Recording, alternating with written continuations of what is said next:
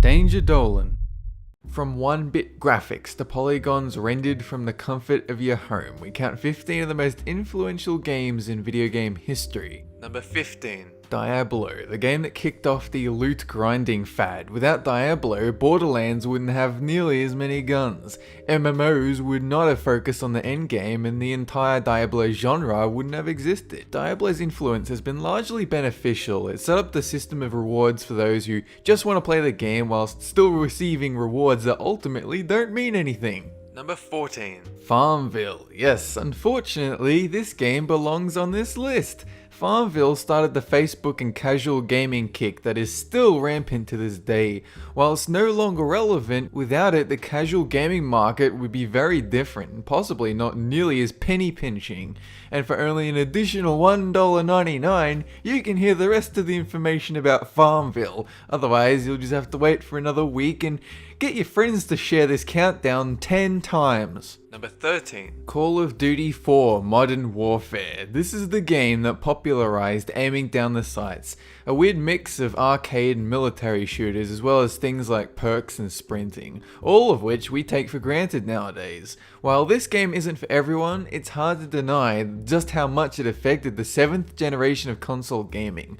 Without it, military shooters would all be clones of Counter-Strike or hardcore simulators. Number 12. Virtua Racing. This game was the first to do a 3D racing game right, thus kickstarting the entire genre that many people enjoy to this day.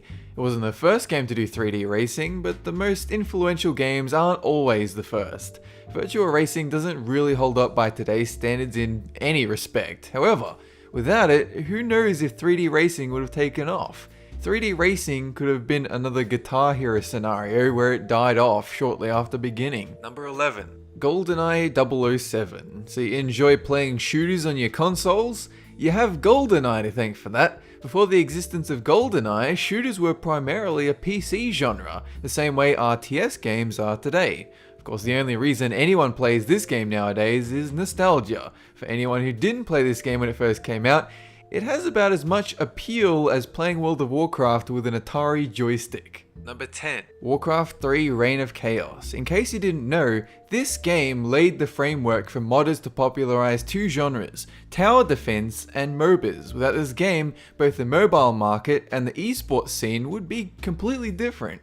This is just another example of why having an easily moddable game is largely beneficial to your business. Without it, Blizzard would never be making Heroes of the Storm. It's also proof that Blizzard should fix the map maker for StarCraft 2. Number 9. Street Fighter 2, the game that made 2D fighting games what they are today. Hell, even 3D fighters take a lot of inspiration from this game. It's so influential that if your game doesn't have the base mechanics of Street Fighter 2, it's not considered a real fighting game. On the flip side, this series also started the trend of Ultimate Game of the Year editions, where instead of just buying a separate expansion pack, you can buy the original game as well as the base game that you already paid for.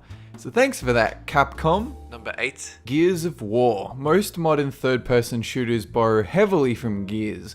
If the third-person game you're playing now has a cover system, it is borrowing heavily from Gears of War. This system is pretty much the only way to allow precise aiming on a console. Otherwise, you need a lock-on system and interesting movement system to keep it fresh. Additionally, Gears is one of the main reasons why gruff men doing gruff men things is so popular. Number 7. The World of Warcraft. Before WoW, MMORPGs were niche, with a small but dedicated fan base. For the most part, the games were far more player interaction focused and less developer made content focused. In other words, they were mostly sandbox MMOs instead of theme park MMOs. Even though it's the most influential MMORPG, the only thing this game really inspired most of the developers to do was waste their money trying to copy it. Since content is king in theme park MMOs, and it's hard to compete with a constantly updating game with so much history. Number 6. Dune 2, The Building of a Dynasty. This game set the framework for most other RTS games with mouse movement and resource gathering. It wasn't the first RTS, but it started the movement, and without it there would be no StarCraft, Warcraft, Command & Conquer, or League of Legends.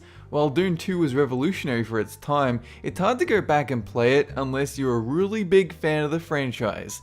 in which case you're better off taking mushrooms and rereading the books while pushing around toy soldiers in a sandpit. Number 5. Ultima 1, the first age of darkness. In the age of shitty graphics, simple gameplay and archaic stories comes Ultima. This game brought RPGs to the fray, complete with random encounters and turn-based combat. These mechanics still exist today, but mostly in Japanese RPGs. This is probably one of the most influential computer games. RPGs were mostly a tabletop experience before Ultima came along and showed that computers are more than capable of creating a unique role-playing experience. Number 4. Doom. Rip and tear. Wise words of a man that went to hell and back, literally. Without Doom and its predecessor Wolfenstein 3D, there would be no FPS games. All we'd have is 2D side-scrolling shooters like Metal Slug. Not only did Doom popularize the FPS genre, it was also the first game to take the blame for a shooting in America.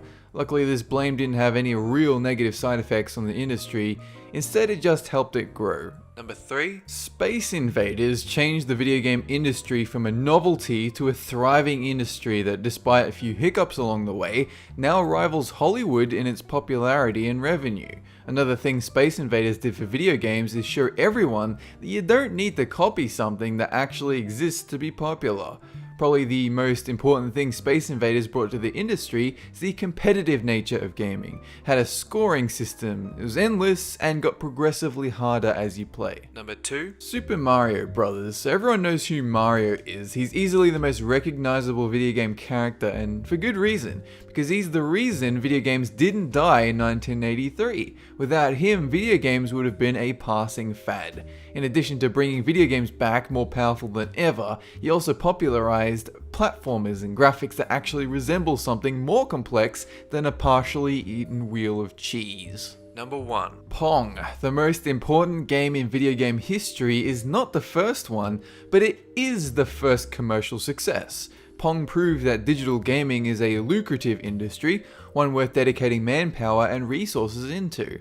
Not only is Pong responsible for starting the video game industry, it's also a huge reason why we have personal computers, as the video game industry was and still is a huge driving force behind high-tech home PCs. So make sure to thank Atari every time you watch one of these videos from the comfort of your home. That's it for this countdown, and have a good one!